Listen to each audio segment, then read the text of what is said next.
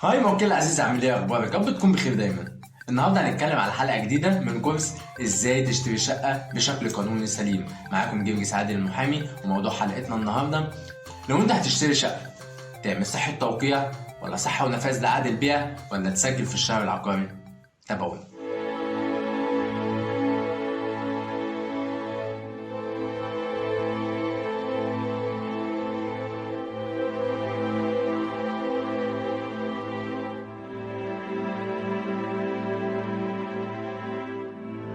في البداية وزي ما عرفنا ايه الفرق ما بين التسجيل وصحة ونفاذ او صحة توقيع. طب انا لو اشتريت شقة ومعايا العقد دلوقتي اعمل ايه؟ تعالى بقى نتكلم النهارده مع بعض وناخد خطوة خطوة كده مع بعض. اول حلقة من الكورس ده واتكلمنا على كتابة العقد وقد ايه ان العقد ده مهم، وان العقد اللي معاك ده بيضمن حقك في المستقبل، وخلصنا النقطة دي. النقطة التانية هي التصالح والرخصة، وان انت وانت بتشتري الشقة تخلي بالك هل الشقة معاها رخصة ولا معاها تصالح اللي هو نموذج 10 ولا معاها ايه؟ طيب انت دلوقتي اشتريت ومعاك العقد وسألت على الرخصة او على التصالح والدنيا تمام.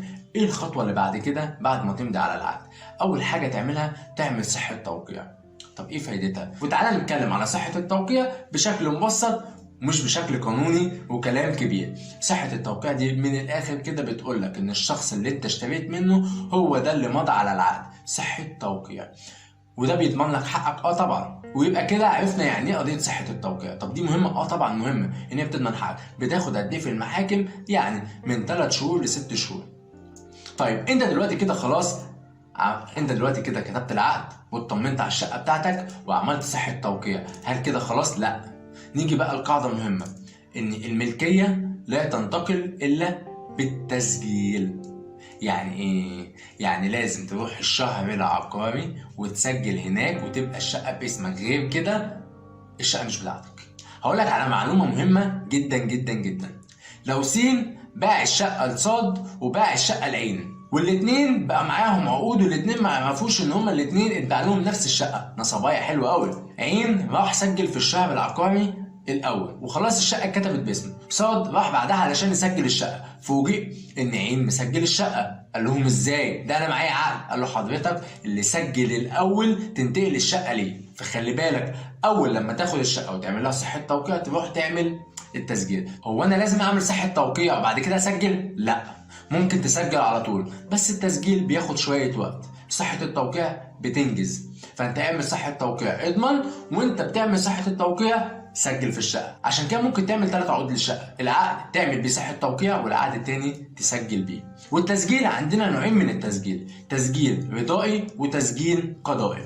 يعني ايه الكلام ده؟ يعني حضرتك انت والبايع بتروحوا الشهر العقاري تقولوا احنا عايزين نسجل، مع شويه اجراءات لازم البايع ولازم المشتري يروحوا الشهر العقاري علشان يسجلوا.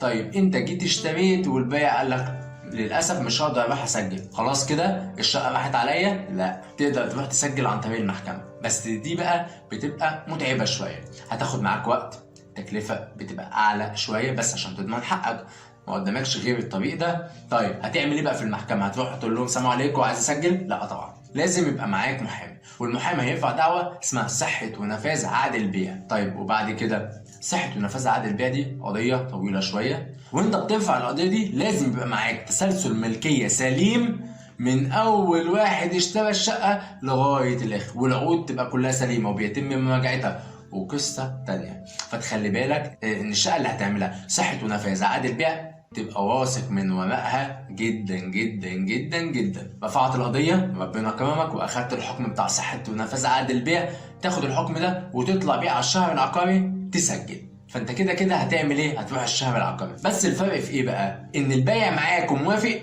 هتروح على طول الشهر العقاري، طبعا مع بعض الاجراءات. طيب البايع مش موافق ومش عايز يروح ومش عايز يتعب نفسه، ساعتها بتروح المحكمه الاول تاخد حكم، وبعد ما تاخد الحكم تروح بيه على الشهر العقاري. يعني الاول كان ممكن مثلا التسجيل ياخد له سنه، سنه ونص، ونفضل احنا بقى كمحامين نروح الشهر العقاري ونسال بقى اللي حصل في الطلب وقصه تانية. طب دلوقتي لا، دلوقتي الدنيا بقت اسهل. دلوقتي انت بتروح الشهر العقاري بيتم المعاينه والحاجه اسهل بكتير قوي، والنظام مميكن وبقت الدنيا اسهل بكتير. فدلوقتي من فضلك حافظ على شقتك، وبعد ما تشتري شقتك تسجلها، لان التسجيل بيضمن حقك. وافتكر دايما الملكيه لا تنتقل الا بالتسجيل. اشوفكم الحلقه الجايه. شكرا لمتابعتكم.